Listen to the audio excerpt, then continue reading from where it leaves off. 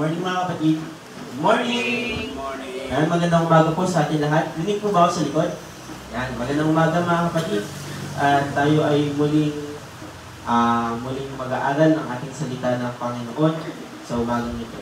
At sa ating pag-aaral mga kapatid, makikita ang ating teksto sa Old Testament in Genesis chapter 37 to 50 mga kapatid.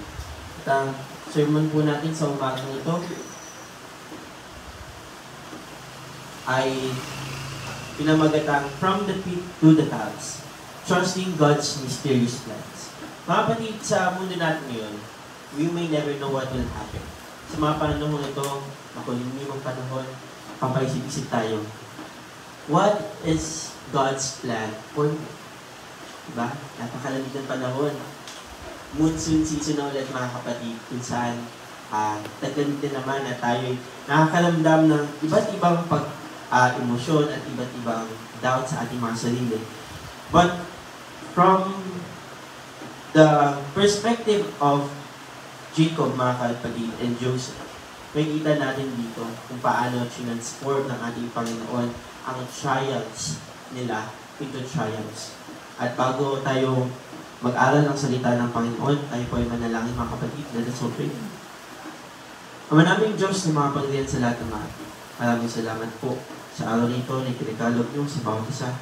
Maraming salamat po sa inyong pag-iingat sa bawat isa. At maraming salamat po sa pagtitipon-tipon namin sa umaga nito na kami muli makakapakinig ng inyong dakilang mga salita. Sa aming pag-aaral, Ama, dinadalangin namin na kayo ang manguna sa mga pag-aaral na ito. Ang bawat salita ang aming marinig ay manumnam namin at tumatak sa aming mga puso at isipan at magamit namin sa pamumuhay namin bilang sa Kristiyano at bilang anak ng Panginoon. Maraming salamat sa mga pagpapalang ito, Panginoon, at patuloy niyo po kaming pagpalain. Maraming salamat po muli sa lahat kung aming sa dalangin. Jesus name we pray. Amen. From the pit to the palace, trusting God's mysterious plan. Basahin po natin ang Genesis chapter 50 verses 20.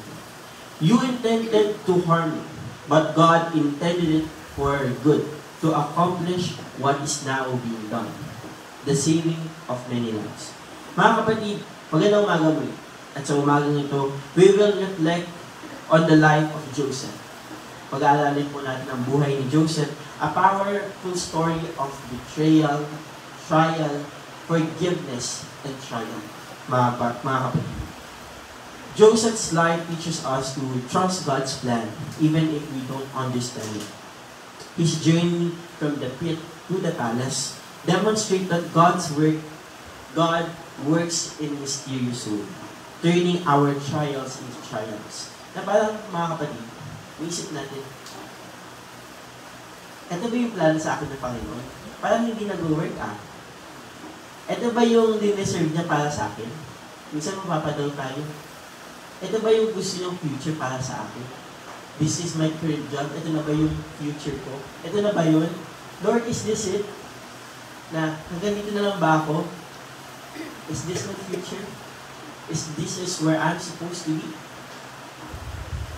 Maybe hindi natin na-realize, pero napapatanong tayo sa ating mga sarili na gumagalaw ba ang ating Panginoon sa ating mga buhay? Minsan mapapatanong tayo. At sa story ni Joseph, mga kapatid, makikita natin na God works in mysterious ways. Na hindi natin makukomprehend bakit niya hinayaang mangyari mga bagay na ito. Yung pala, nireserve niya para sa mas magandang bagay. Unahin natin, kilalanin muna natin si Joseph. Si Joseph ang tinatawag na dreamer. Siya ang the dreamer during the Old Testament. Si Joseph, he is the 11th son of Jacob. So, ang dami nila magkakapatid. He is the 11th son. And Jacob, yung tatay nila, gave him a richly ornamented robe, often called the coat of many colors, or what they call the coat of rainbows. Kasi ang dami pala motif, iba't ibang klase, iba't ibang kulay yung doon sa kanyang roba, mga kapatid. And during this time, mga kapatid, nagkaroon ng isang panaginip si Joseph. Ito mga kapatid, na naginip siya. Ang una niyang panaginip is his brother's sheaves of grain bow down to his sheep. Nakita niyo mga kapatid, yung yung mga leaves na yan, nag-bow down doon sa isa. And yung pangalawang, yung dream niya mga kapatid, is the sun and the moon and 11 stars bow down to him. Ibig sabihin, yung panaginip niya, nakikita natin na parang nag-bow down sila kay Joseph. Parang nagpa-premonition siya. It's something greater that he could ever imagine. Tapos nung nalaman to ng mga kapatid niya, nagalit sila. Nagselo sila mga kapatid, and his brothers grew jealous of him and even conspired to kill him. Na, parang yung panaginip mo, parang against naman sa amin yan. Bakit ikaw lang may ganyan panaginip? Bakit kami yung magbabaw damot sa iyo? So nagalit sila. Gusto nila patayin si Joseph. Pero what they did is they threw him into the pit. Tinulak nila doon sa malalim na hukay mga kapatid. And later sold to the Ishmaelite traders. Ang ginawa ng mga kapatid niya, pinagbili siya bilang isang alipin mga kapatid. And he was took to Egypt. He was sold to Pharaoh mga kapatid. Isang official ng ni Potiphar pala mga kapatid. He was sold to Potiphar, an official of Pharaoh mga kapatid. Si buhay ni Joseph, unang halos favorite siya ng kanyang tatay. Binigyan siya ng napakagandang damit. The best damit that he could ever have. But the people beside him betrayed him. They grew jealous of him. May kita natin dito mga kapatid, yung downfall ng kanyang buhay. From the high peak of his life, bigla siyang bumagsak. Literal na bumagsak siya mga kapatid. Bumagsak siya sa hukay. And doon, naging alipin siya sa Egypto. Dito natin mapapakita mga kapatid, na even when betrayed by those closest to us, God's plan is still at work. Even though may mga taong nag-betray ng trust natin, even though may mga taong na malapit sa atin, tapos hindi tayo mapagkatiwalaan, or mababa ang tingin sa atin, God's plan is still at work mga kapatid. Nandiyan pa yung plano ng Panginoon para sa iyo, at sinasabi sa Psalms chapter 34 verse 19, the righteous person may have many troubles, but the Lord delivers them from them all. Marami man tayong problema sa ating buhay, but we have to understand that God is still there. Nandiyan pa rin ang ating Panginoon, mga kapatid, at hindi siya nawawala sa ating gabi.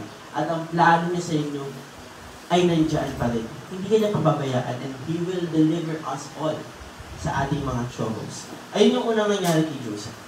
He was taken into a pit and traded as a slave to Egypt. Next naman, na nasa Egypt na si Joseph as a slave, he was in Potiphar's house. In Egypt, Joseph served Potiphar, and because the Lord was with him, he prospered in everything he did. Potiphar noticed Joseph's integrity and made him the overseer of his household. Si Joseph, masigasig. Si Joseph, diligent siya. Si Joseph, masunurin siya. Kaya, nanotice yun ni Potiphar. Nanotice siya na, ay, magaling tong trabahador ko to, magaling tong slave ko na to. O sige, dahil dyan, ipopromote kita. Pinomote siya as an overseer of his household. High-ranking official during the Pharaoh's time, si Potiphar. Tapos siya parang mamahala. Or siya yung mayroong ng isang bahay. Ganun ang trabaho ni Joseph that time. And all because God was with him. Ang Panginoon nasa kanya. At ang Panginoon ay nagtatrabaho sa kanyang buhay. The Lord was with him and he prospered in everything he did. Lahat ng mga bagay na ginagawa niya ay para sa Diyos. At ang Diyos tinalugdan ang mga bagay nito. Kaya pinabay ng Panginoon na, ito, bigay ko sa iyo promotion because you did such a great job. Yun sinabi sa atin ng Panginoon. If you do a great job, I will be there with you all the time. Sa lahat ng pagkakataon, nandiyan ako sa tabi mo. Nandiyan ako sa tabi mo at payayamanin kita. We will become prosperous, mga kapatid. And even in unfamiliar places, mga kapatid, God's presence brings people. Di ba mga kapatid? Kapag nandiyan ang Panginoon sa puso mo, feeling mo ang swerte-swerte mo. Kaya hindi swerte yun mga kapatid. That is God's favor working for you. We don't believe in luck. We believe in answered prayers. Mga kapatid, di ba? Pag nandiyan ang Panginoon sa buhay mo, may feel mo na ito pala yung gusto niya para sa akin. Binibigyan niya na pala, paunti-unti. Di ba? We may not notice it, but God's presence brings favor. Di ba? Magkakapatid tayo. It brings us favor. Magkakapatid tayo. We are close to each other. And it's a favor to us. Why? It's a favor because we can rely on each other. It's a favor because we have someone to listen to run to, mga kapatid, di ba? God's favor is working in each and every one of us. In Deuteronomy chapter 31 verse 6, be strong and courageous. Do not be afraid or terrified because of them. For the Lord your God goes with you. He will never leave you nor forsake you. Diba? Huwag tayo matatakot. Huwag tayo matatakot na gawin yung magbagay mo. Took risk. Took that opportunity. Huwag tayo matatakot. Kung na-doubt man tayo sa ating mga potential, do not be afraid and terrified sa mga bagay nito. Because may kasama kayo. We need to understand in every trials that we face, we are never alone. Kaya nga may sinasabi tayo na no man is an island, nor a man is of me. Because in every step that we take, may kasama tayo. At yun ang Panginoon. Lalo na sa ating mga Kristiyano. Huwag tayo matatakot sa mga trials nito. These are storms. Pero after the storms, there's always rainbow, mga kapatid. Pangatlo, mga kapatid, Joseph integrity. Working at Potiphar's house, mga kapatid. Potiphar's wife tried to seduce Joseph. But he refused. Ang ganda. Yan mo mga kapatid, no? Ang ganda ng asawa ni Potiphar. Diba? Pero, nandun nakita natin yung integrity. Integrity ni Joseph. Kung tayo mga kapatid, tatanungin, makakasalubong ka ng ganyan. Tapos, katabi mo asawa mo, lilingon ka ba? O kaya kapag pera mga kapatid, may nakita ka 1,000 mga kapatid. Wala naman nakakita, kukunin mo ba? O pag may nakita sa'yo, kukunin mo pa rin. So, God is testing our integrity. In everything that we do, kaya ba natin mag-resist? Mga kapatid, nagalit, dahil sa pag-refuse ni Joseph sa asawa ng Potiphar, nagalit ng babae. Siyempre, maganda siya. Alam niya, maganda siya eh. Nagalit siya. Sabi niya sa Genesis chapter 39, verse 9, how then could I do, sabi ni Joseph, how then I could do such a wicked thing and sin against God? Sabi niya no? Paano ko kayang gawin yung mga bagay na yan? At maging suwain sa Panginoon? Such a wicked thing, di ba? Alam mo na may asawa yung babae, alam mo na may pamilyado na. Nandun may kita natin yung integrity ni Joseph, mga kapatid. And angry at being rejected, she falsely accused of Joseph of assault, and he was thrown into prison. Igalit yung babae, tapos inakusahan niya na may assault or sinaktan ni Joseph, yung asawa ng Potiphar. Kaya, nasa prison na naman ulit siya. Una, binitray siya ng mga kapatid niya.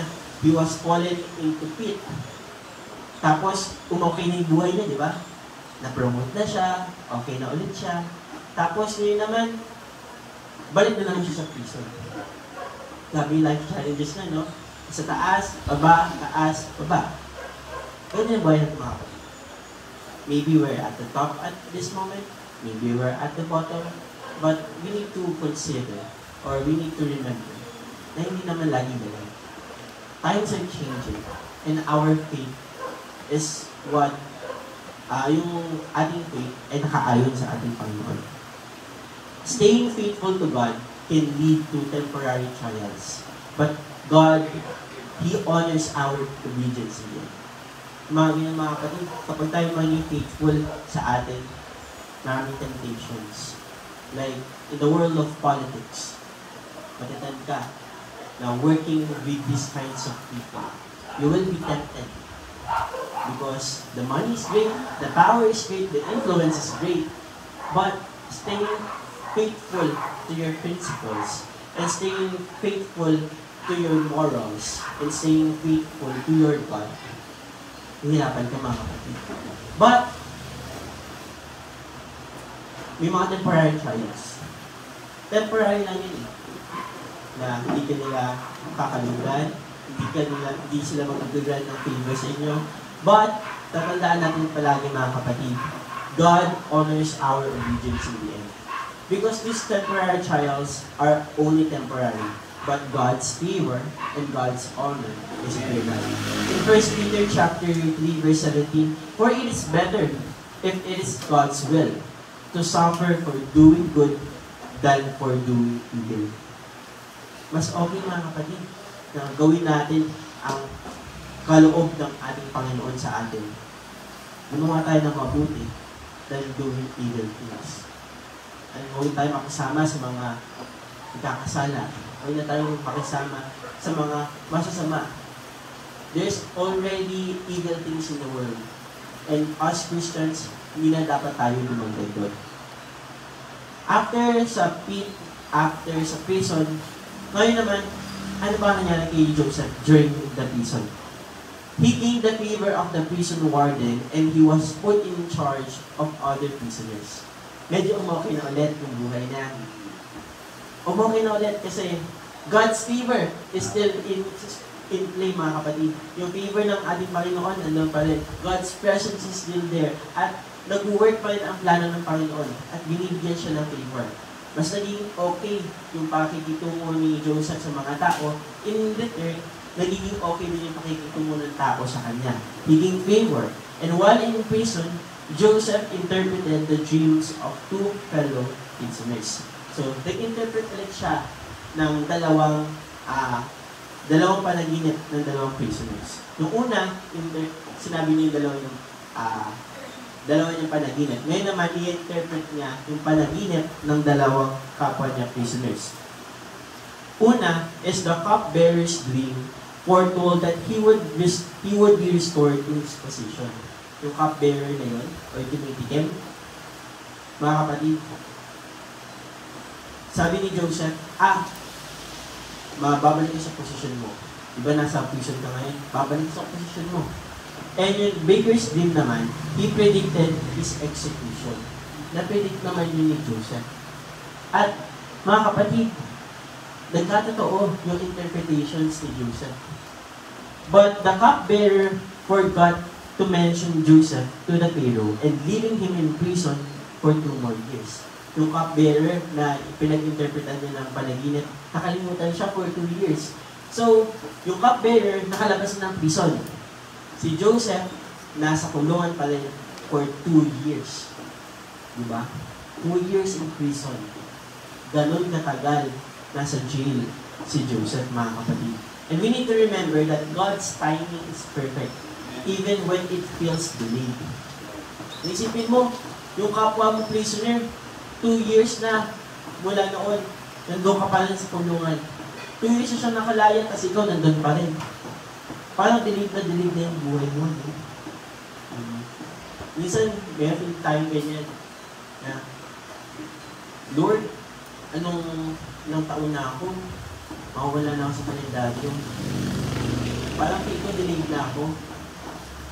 Yung mga kasabayan ko, may establish na yung buhay nila, okay na yung buhay nila. Pero parang ako, Lord, parang dilig naman ako. Di ba dapat kasabayan ko sila? But parang nahuhuli ako. But we need to trust that God's timing is perfect, even if it is delayed. In Ecclesiastes chapter 3, verse 1, there is a time for everything and a season for every activity under the heavens. Hindi kailangan natin i-remind sa ating mga sarili. Maybe it's not our time yet. It's not our time to shine. Wala pa sa ating yung spotlight. Pero time will come, mapupunta din sa ating yun. And we need to hold on to that promise, mga kapatid. Next, mga kapatid, nasa prison na siya. Ngayon naman, nakilala na siya ng Pharaoh. Pharaoh had troubling dreams that no one could interpret. Yung Pharaoh na mismo, yung nagkaroon ng napakagulong panaginip na walang iba na makapag-interpret.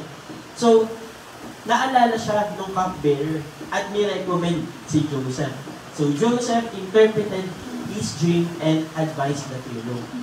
Sinabi niya sa Pharaoh, Pharaoh, magkakaroon ng years of vegetation, years of plentiful and abundance. Pero magkakaroon din ng years of famine. Ibig sabihin, naggutom. Kaya ang gawin mo, Pharaoh, na-advise kita na during the years of plentiful, mag-iimbak tayo. Mag-iimbak tayo ng maraming para pag dumating ang tagutom, meron tayo. Yun ang in-advise ni Joseph. And Joseph, mga kapatid, siya yung naging trustworthy na siya sa paningin ng Pharaoh. At nagkatotoo yung interpretation ni Joseph. At sinunod ni Pharaoh yung kanyang advice. And Pharaoh made him the second most powerful man in Egypt. Diba? Napakaganda mga kapatid, diba? Kita natin, bumagsak siya sa pit o doon sa malalim na hukay. Tapos bumagsak siya doon sa prison. Now, he is the second highest and most powerful man in the entire empire of Egypt. The glory, the power, the influence. Nandun na siya. Nasa lulok na siya ng tagumpay, mga kapatid. Doon natin makikita na God's plan is still in play. Even though nahulog siya sa hukay, binenta siya bilang isang alipin, even though sinilo siya at tinapon siya sa prison, God stores much greater for him. Something greater na hindi natin ma-imagine, mga kapatid. And God elevates the faithful at the right time. Sinabi natin kanina, di ba? Even if it's been delayed. But now, God elevates us faithful at the right time. At yun yung tamang pagkakataon. It's our time to shine, mga kapatid. At ito sinasabi sa atin ng Panginoon. In James chapter 4 verse 10, humble yourselves before the Lord and He will lift you up. Diba? Humble ni Joseph lahat ng mga trials na naramdaman niya. Bumagsak siya, He accepted it. Lahat ng mga trials niya, tinanggap niya ng buong puso at siya ay nagtiwala sa ating Panginoon. And God left him up. And lastly, mga kapatid, Joseph reunites with his brother. During the time of hunger or famine, mga kapatid niya pumunta sa Egypt para bumili ng pagkain. Joseph's brother came to Egypt to buy food. And hindi nila na-recognize si Joseph na. Hindi nila na-recognize na ito pala yung kapatid natin na tinapon natin doon sa may hubay. So, Joseph tested their hearts by accusing them of being spies and demanding they bring their youngest brother, Benjamin. So, tinas ni Joseph yung puso ng kanyang mga kapatid. And, mga kapatid, Joseph revealed his identity and forgive his brothers. Ito na yung time na pumunta na din si Benjamin. Tinan over na nila si Benjamin. Doon na pinakilala ni Joseph ang kanyang sarili. At pinatawad niya ang kanyang mga kapatid. In Genesis chapter 45 verse 5, he said, "Do not be distressed or angry with yourself for selling me here, because it was to save lives that God sent me ahead of you." Huwag kayong magalit sa inyong mga sarili na binenta niyo ako para mapunta ako dito. It was God's plan. It was God's plan na pupuntahin ako dito para makatulong ako sa iba pang mga tao. Para masave ko sila. Masave ko kayo. It was all parts of God's bigger plan. Na hindi lamang yun plano ng ating Panginoon para kay Joseph, kundi plano yun ng ating Panginoon para sa mga tao na nandoon sa whole of Egypt. Makikita natin na si Joseph ginamit ng ating Panginoon para sa mas malaking purpose, mga kapatid. And this leads us to forgiveness. And forgiveness opens the door for God's blessing. Diba, minsan mga kapatid, ang hirap magpatawad. Pero pag nagpatawad ka, gagaling pa rin ba? Sabi nga nila, hindi mo mabubuksan ng pinto kapag may nakahalang na bato. So, remove that obstacle, mga kapatid. Tanggalin natin yung hatred. Tanggalin natin yung anger sa ating mga puso. Forgive and embrace the blessing of God. In Matthew chapter 6, verse 14, "For if you forgive other people when they sin against you, your heavenly Father will also forgive you." Ang Panginoon, pinatawad tayo. Matuloy din dapat tayo magpatawad, mga kapatid. And lastly, mga kapatid, Joseph and Pharaoh's dream. Joseph's brothers feared he would seek revenge. Akala nila mag-revenge si Joseph kasi nasaguro ko siya ng tagumpay eh. Diba? Akala nila na kapag mayaman ka na, kapag matagumpay ka na sa buhay, sabi tayo na kapag yumaman na, nag-iiba na ugali. Na pag may pera, nag-iiba na yung usapan. Pag yung pera na yung usapan, nag-iiba na yung ugali. Nagiging sakim. Eh si Joseph, hindi lamang pera yung meron siya. Meron siyang power, meron siyang influence, meron siyang money. Nandun na siya eh. Pero, nireassure siya. Nireassure niya ang kanyang mga kapatid. In Genesis chapter 50, verse 20, "You intended to harm me, but God intended it for the good to accomplish what is now being done, the saving of many lives." Yun din tayo, mga kapatid. When we reach that point in our lives, na ginant ng Panginoon ang mga kagustuhan natin. Ginant ng Panginoon yung buhay na gusto mo. At ginant ng Panginoon yung mga wishes mo sa buhay mo. We need to humble ourselves. At huwag sana tayong baguhin. God give it and God can give it. Binigyan sa'yo ng Panginoon. And He can take it, mga kapatid, if He can see you or if He sees you na naging corrupt at nagbago ka dahil sa blessings niya. Mga kapatid, God can use the worst situations to fulfill His divine plan. Kita natin sa buhay ni Joseph, many trials, many downfalls, but it was to fulfill God's greater purpose. And in Romans chapter 8, verse 38, "And we know that in all things God works for the good of those who love Him, who have been called according to His purpose." So, as Christians, mga kapatid, we need to answer that call. Sagutin natin ang tawag ng ating Panginoon. At tayo ay gumawa para sa kabutihan.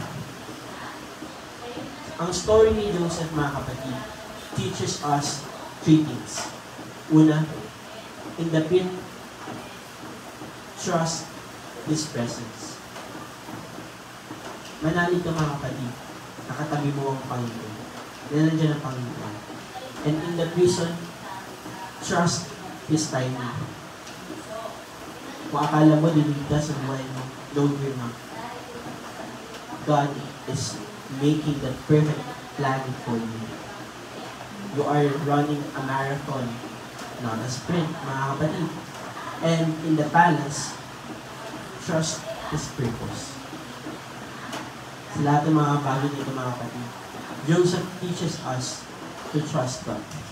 And God works in mysterious ways. Maybe we cannot comprehend it right now, but we need to trust. Magtiwala tayo sa Panginoon, and He will deliver us from our trials to trials. Tayo manalangin, mga kapatid. Let us open.